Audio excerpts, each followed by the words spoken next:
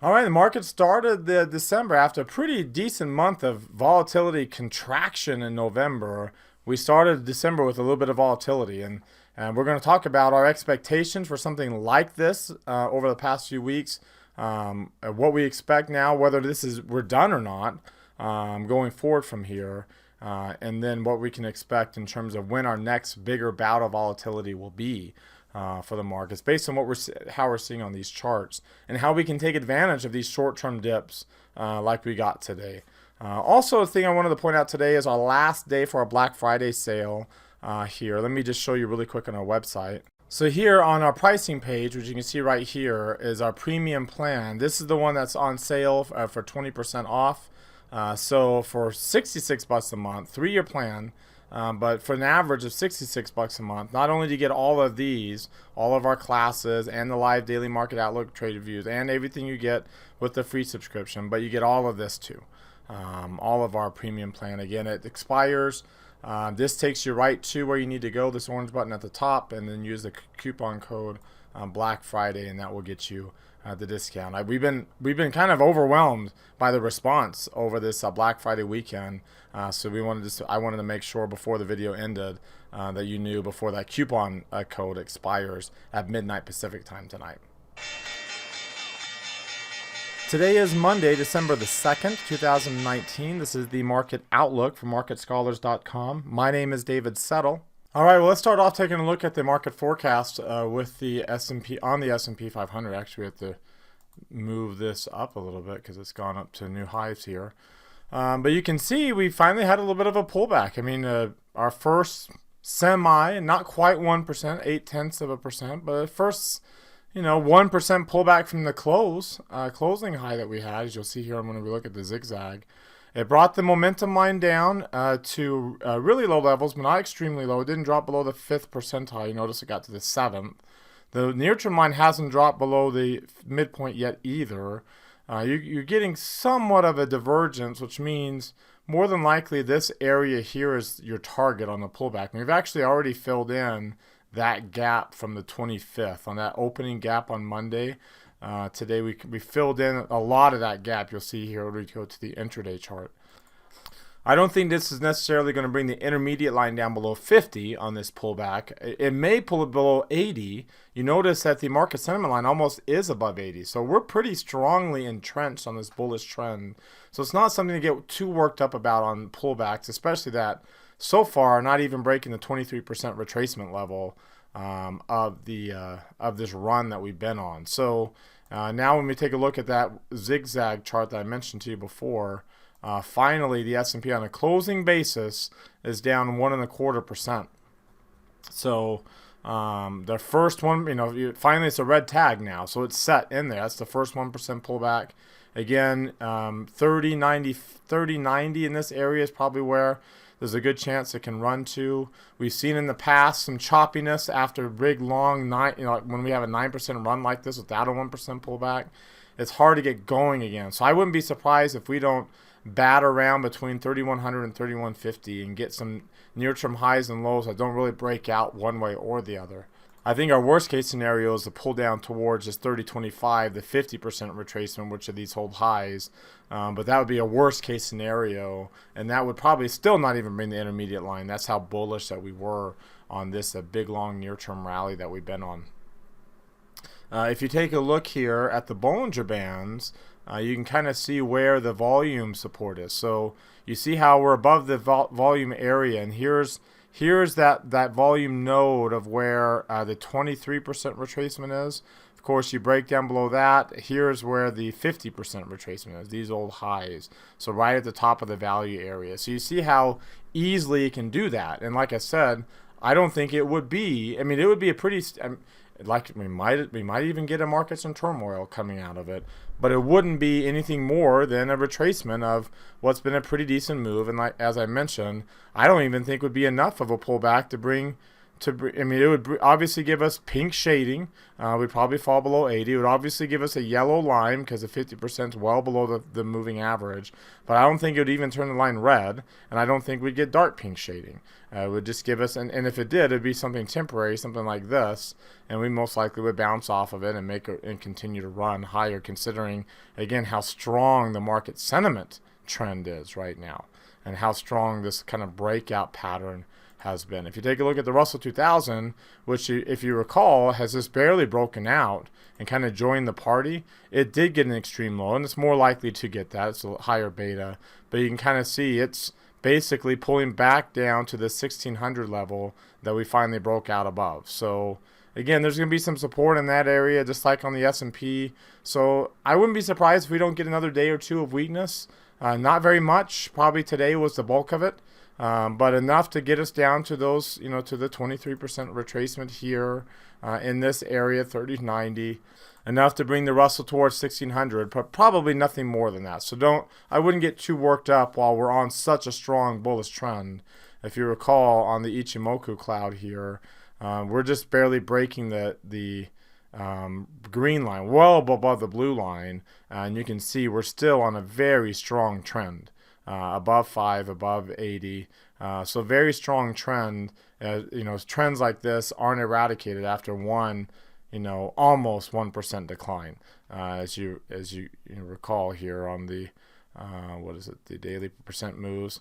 This was our kind of one of our biggest, and it was on the SPX a 1% decline. But you can see that's the first one that we're anywhere close to on this since all the way back in here. So, we'll see. We'll see if it turns into anything more than that. There is a large gap between historical and implied volatility, and we'll take a look at that implied volatility in a minute. But not too big of a move. Had we broken 3090 in one move, then we'd be a little concerned about things, and that wasn't obviously the case. All right, before we look at some other charts, I invite you to subscribe to our YouTube channel. Mouse over our logo right here in the bottom right corner of your screen. Hit the red subscribe button that pops out. There's also one down below the video if you're watching this on YouTube. That will notify you when these videos are posted.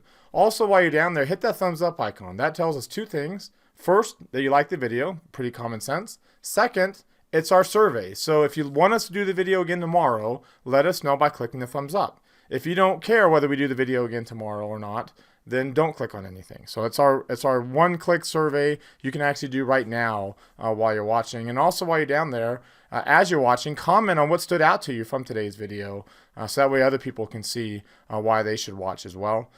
Join our website at marketscholars.com. There's a link popping out right there.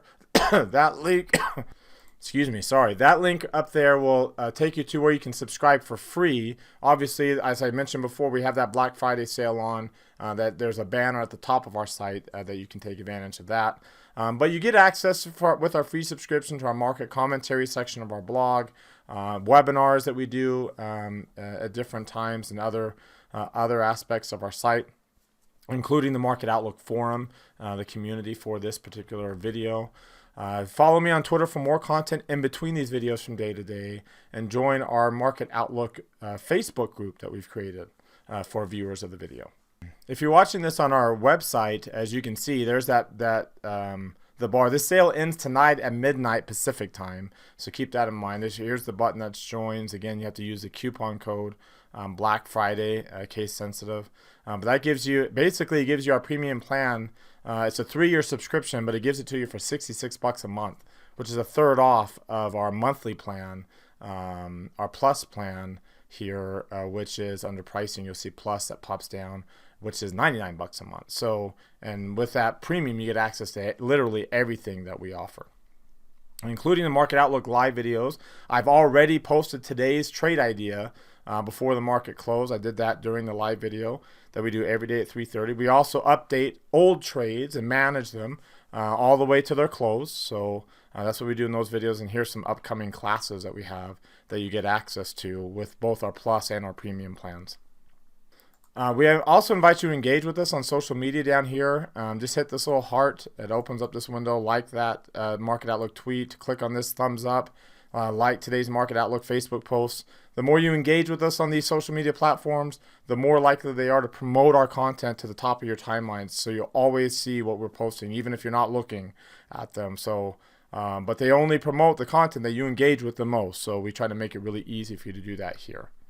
All right, back to the charts, and let's take a look at the long-term chart for the S&P, the Hakinyashi candle, and see how we're slowing down. So, you know, I think we're very likely to retest this 50-day moving average in the short term. Again, at worst, a pink shading on the market forecast on the intermediate line.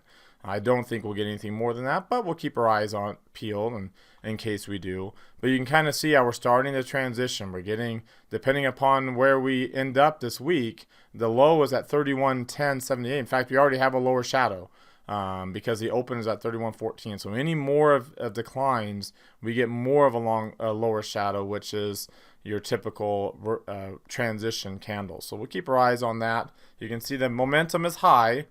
It's not the highest, but it's relatively high. So we might, at very least, the intermediate returns from today going forward are going to be less than they were, obviously, when the PPO was lower than we are right now. Let's take a look at the 3 green arrow chart. And you can see we've got one red arrow, and we've been getting one on the MACD, and that's very typical. You get the surge in momentum, and then we just fluctuate. But the stochastic says we're strongly oversold. Look at the jump in volume. We'll take a look at here in a second. But there's a big jump in volume today. We're still above the moving average, so no red arrow on that. In fact, if you take a look at the 2-line versions of this, you can see we're basically testing the 17-day moving average. And there's your red arrow on the MACD, but still has a very high orange line there, very high average, and the stochastics is still strongly overbought, which means buyers are in control. So I'm not worried about any kind of declines right now, but definitely we've been very, very bullish, and we're starting to diverge with these lower highs in the MACD and higher highs here.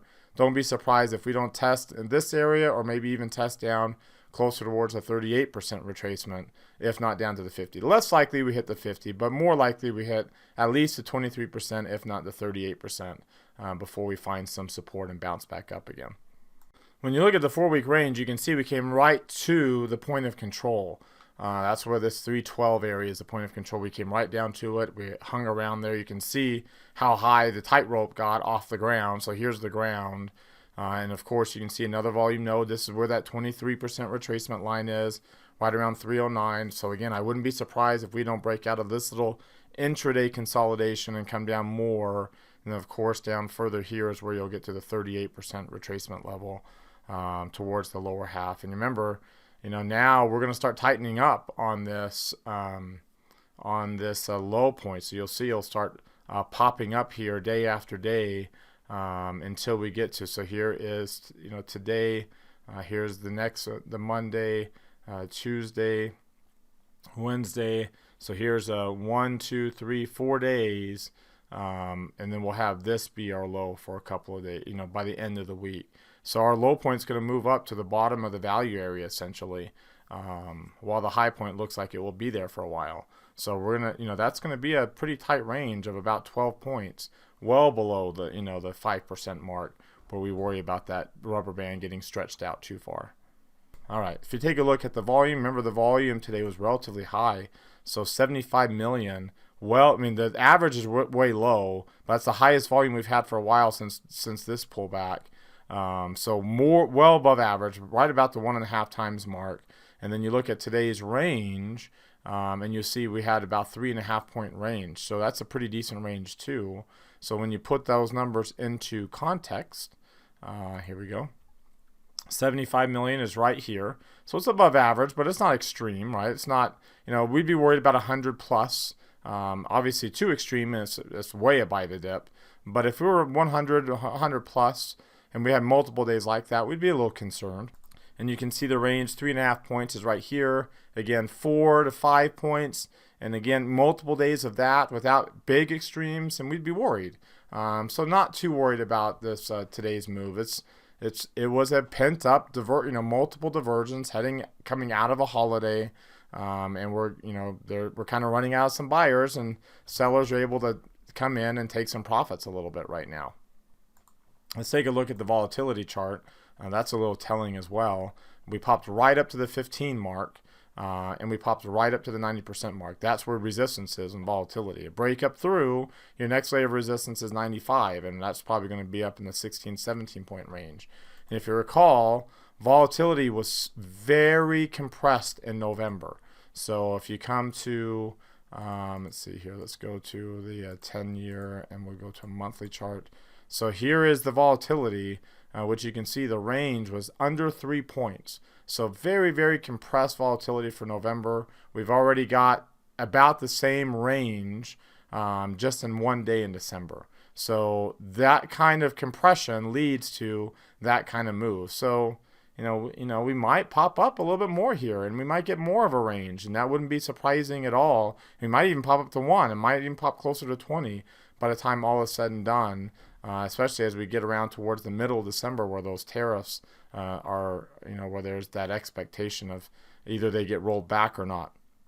So keep your eyes on those levels, and in the short term, kind of watch this 16, 17, and this 95% level for resistance, coinciding with the marks I showed you on the S&P 500 as well.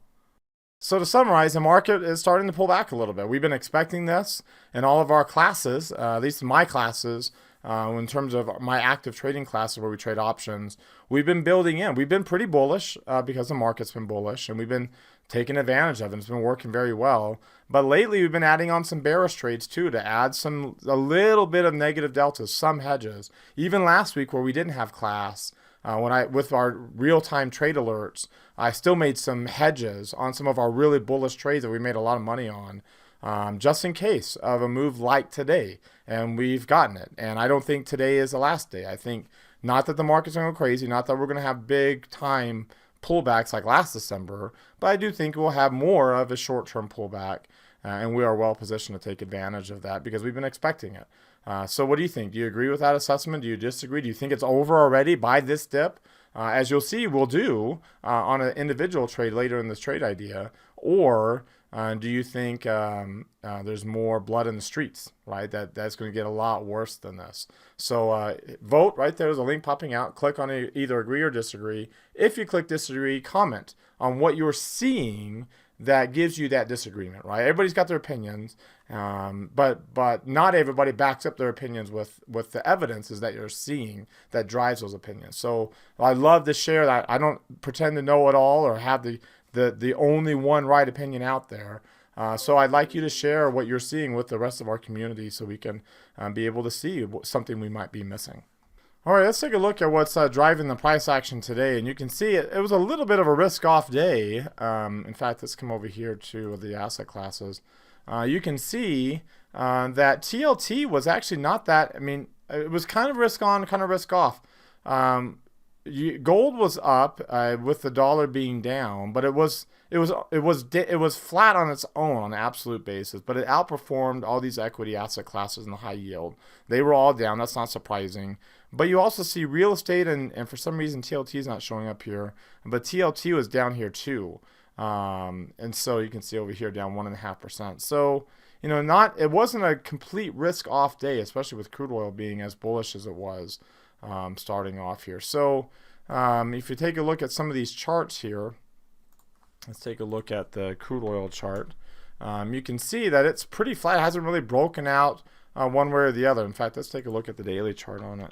Hasn't really broken out one way or the other. It had this big decline after the holiday, and it kind of held, again, light pink shading, yellow line. And this is going to be a similar pattern that we've traded before on the market outlook with that Las Vegas Sands trade. You're going to see a very similar pattern today. That's a bullish pattern. It either will bounce off of this or it won't, right? There's a low point now set, and it will either bounce off of this or will pull towards support 52 and maybe even break down. In fact, you can see we've been in a pretty tight sideways range here, and it needs to either break above 60, the 61 area, and stay, or if we break below 52, we can make a run to the downside. I think that's less likely. If you take a look at the bonds, you see how the yield actually rallied, and now we got a green line on the moving average. It's starting to rise again. We've had this little pullback pattern, and today we bounced back up, and and the intermediate line's rising, and the short-term sentiment's getting to its highest levels since the pullback. So there's an opportunity that this might be rising. So again, it kind of shows that it's not really a total risk-off trade today. I think it was just a lot of profit taking pent up with these divergences developing on the equity side of things. If we take a look at the different foreign markets out there, the major ones, here let's look at the 12 grid for the major ones, and let's come over here to the combined watch list. You can see Brazil, Turkey, Indonesia, kind of the smaller names. There's China and India also outperforming. All emerging markets for that matter, for the most part. Belgium's kind of snuck in there. On the lower end of things, a lot of developed markets, and they've been pretty bullish. See how they've been as bullish, but you see these bullish patterns, light pink shading, yellow line, and almost light pink shading on France. Similar pattern on UK that we're seeing in the US, whereas emerging markets have been more bearish. They had pulled back more, except for India, but you can see Russia producing that bullish pattern. Brazil, China, and South Korea pulled back more and looking like they're offering opportunities, along with Italy here, offering opportunities for bounce trades from here. Either we bounce or we don't, right? And that's the nice thing about these kind of patterns is we've got low points set. It might take another day or two of smaller ranges to kind of build the base, but we got low points set that we'll bounce off of into the end of the year, or volatility will pick up and we might get towards 20 on the VIX and towards 1 on the on that VIX ratio chart, if these low points don't hold that we produced, at least starting today. If you take a look at the news, the biggest thing that came out was the ISM manufacturing, the national survey. You can see it still is in contraction mode at 48.1 for the last 3 reports here. A lot of contractionary earnings are down too on a year-over-year basis, with most of the earnings season being done. But they're down to levels where we saw in 2016, early 2016, which set a really strong low point. So, a lot of doom and gloom gets put into these levels that had previously been very bullish for equities during these pullbacks. Construction spending is another price point that came out today. You can see had been previously negative, revised higher on a year-over-year basis. And you can see the actual for this one was actually positive. So a little bit of a rebound in construction. Even though the actual here was negative, the year-over-year number went from a negative number to a positive number. So a little bit of a rebound. And I think you'll start to see more and more of a rebound in these economics indicators on the macro level as well as on a micro level, with corporate earnings starting to rebound as well. In fact, you see the GDP was updated today, but it's really rebounded from really low levels near zero back up towards 1.5%. So that's a low number in and of itself, but compared to where that estimate has been, it's rebounding and to the point where you can see, obviously there's slight chance we might raise rates, but very, very slight chance, but no odds at all of a rate cut by the end of the year. And you can see we have a pretty 70% chance that we won't get a rate cut by next April. That will either be here or we'll have a slight chance of a cut. So by next December, there is a 60, higher than 60% chance of a rate cut. Again, pricing in the possibility of volatility, but with only one rate cut being priced in, that's a pretty low level. That's a pretty low probability that we'll get a big bout of volatility. Just kind of your normal, because remember, we get a 10% pullback on average pretty much every year. Most years we get multiple 5% pullbacks, but we can get a 10% pullback all the time. And so this is pricing in that inevitability, especially considering this year we didn't get one. So that will add, this increase the odds, considering the past averages, that we'll probably get one, especially ahead of the election next year. All right, now let's take a look at the sector performance, and you can see kind of how if I were to go back to the 6 month, it's really starting to shape up. Now we're the safe haven asset classes that were so bullish, utilities and staples, and to a degree technology, not safe haven, but it was up here, and real estate as well. They're all dropping, and you got these cyclical areas that are really ramping up, especially over the last 3 months. You have healthcare, you have technology, you have industrials, you have financials.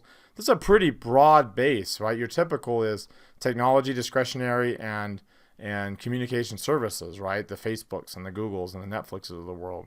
Well, they're not. In fact, those two areas have been lagging. Consumer stocks have been lagging, discretionary or non-discretionary, as well as XLC has been lagging because it's got a little link to utilities as well, because they've been pulling back as much. And then when you just look at just today alone, let's go to December, and we'll just look at today here.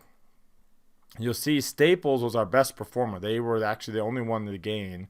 Utilities, healthcare were up as well, including financials with the rise in yields today.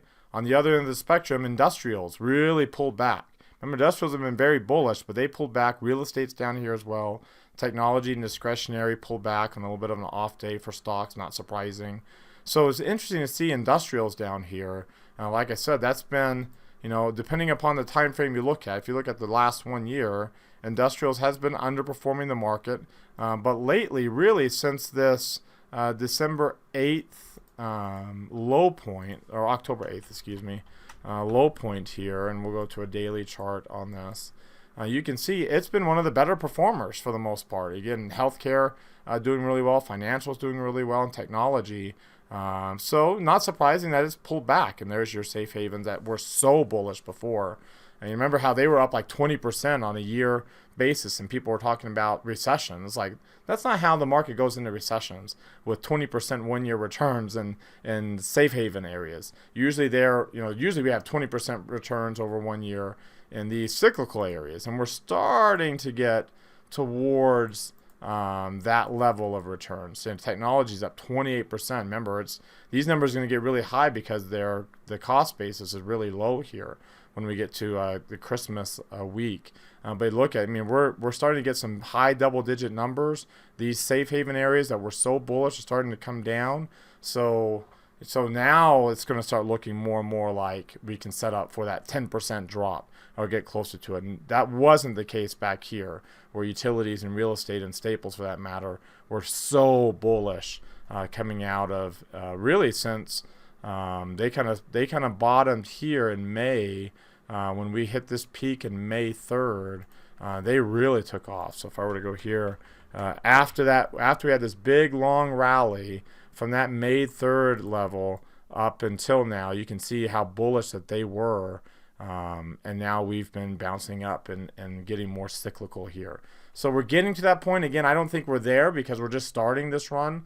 But I do think that we might have another intermediate run or two, and before we get, sometime next year, probably the spring, because that's seasonally the time of year that we'll get that kind of bout of volatility that will even bring the market sentiment line down below 50. So for our trade idea of the day, I want to take a look at Honeywell. And again, look, it's had a pretty decent drop here. In fact, it's had a decent pullback, but finally getting the yellow line and the light pink shading with a pretty decent drop. So either it will bounce off of this low or it won't, right? And if you look at the Bollinger Bands for this, you can see where we stopped, there's a pretty good, decent level of volume support in this area. Look at all this volume below where we're at right now. So there's a pretty decent chance that we can bounce off of this low and head back up and continue to trend. You can see very little volume above us because there wasn't a lot of volume trading up here. So that's not a significant high. In fact, this was more of a significant high that we broke through right here, and we have essentially retested. And we're retesting that old high now as a support level. So either we bounce off of it, which you expect support to hold until it doesn't, or it doesn't. It breaks support, and now it probably won't free fall because there's a very strong support down here in this 168 area, 169. But, if it doesn't bounce off here and it does move towards 169, it's probably going to get stuck in this area and be unable to really get going again. If you look at the 3 green arrow chart, you can see that it's got 3 red arrows, pretty decent jump in volume too. So 3 red arrow chart. If you look at its Ichimoku cloud, it fell below the blue line, which is also bullish by the dip type signals, well above the Ichimoku cloud, but below the blue line. It's a good buy signal typically. If you take a look at the long-term crossover for Honeywell, you can see we pulled back towards the 50 on this little pullback. We've had some transitions, so we'll see if now we hold, this holds and we bounce up and we get going again, or if we pull back down in that case. And so Knowing that the case, we can set up a trade on this. And like I said, we've already done this in the live Outlook video. We're going to sell. We'll go out to the January 3rd weeklies. We're going to sell this 182.5 strike by the 180. I can do a full position size because I don't have to worry about earnings here. And you can see the short strike price is well within, even without the earnings. It's got current volatility levels. It's within a 1 standard deviation closing on a closing basis. So there's a good opportunity we can make that run, and if we bounce off here. And if we don't, we keep our loss at a worst case scenario to 960, which is in this class account our normal maximum level. But obviously there's some support at 168, so there's a pretty decent chance that we can get out of this with half of that. So keep our loss to roughly $500, and that would end up being about a better than 5 to 1 reward to risk ratio if we bounce. Small loss if it doesn't, decent reward, very decent reward for our risk if it does. And that's the type of trade that we did in Las Vegas Sands. That's the type of trade that's been driving during this pullback where the whole market had pulled back in this area. We found a lot of good opportunities like that to be able to take trades, and that's been working very well for us. And on this little dip that we're getting in the markets right now on the short-term basis, especially in the industrial sector, there's a lot of those buy the dip signals on those as well. All right, well, that does this for today. As always, you've heard from me now. Now I want to hear from you. Let's keep this conversation going in our Market Outlook forum at marketscholars.com. There's a link right there that will take you there. Remember, you have to be a free subscriber at least to be able to participate in that forum. But let's keep this conversation going. Let me know any questions or comments you have about the video today, or for that matter, any questions or comments you have on anything related that we didn't discuss in the video. Again, follow me on Twitter, or excuse me, thank you very much for watching. Remember to subscribe to our YouTube channel, hit that thumbs up icon, and comment on the video. Follow me on Twitter for more content in between the videos from day to day, and then join our Market Outlook community, like I said, not only at marketscholars.com, but also the Facebook group that we created so that you can have that community that you can discuss this with as well. Again, thank you very much for watching. Have a great rest of your Monday night, everybody, and we'll see you all tomorrow.